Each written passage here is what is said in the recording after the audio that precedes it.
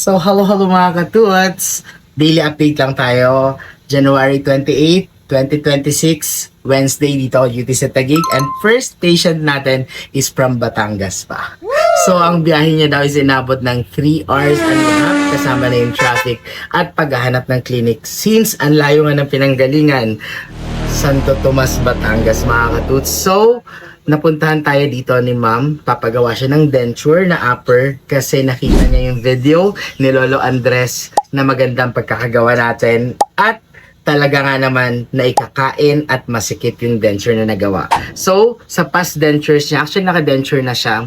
Ang problem is, maluwag yung mga nagagawang denture sa kanya. Kaya pumunta siya dito sa clinic.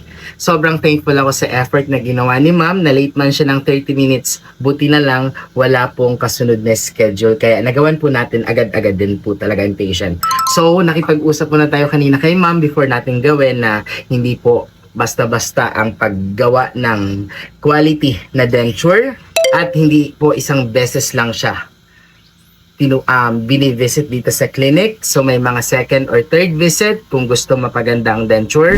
May trial kaming gagawin para makita niya muna kung magandang magagawa. Para kung may revision, mare-revise pa. Pag okay yung first trial, gaya ng kay Lolo Andres, next visit niya, makukuha niya na po ang final na denture na nauwi niya na rin po sa Batangas.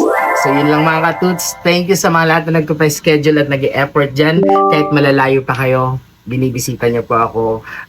Ang wish ko lang po, makipag-coordinate lang po kayo sa amin, sa mga schedule nyo. Yun lang. Thank you and don't forget to smile!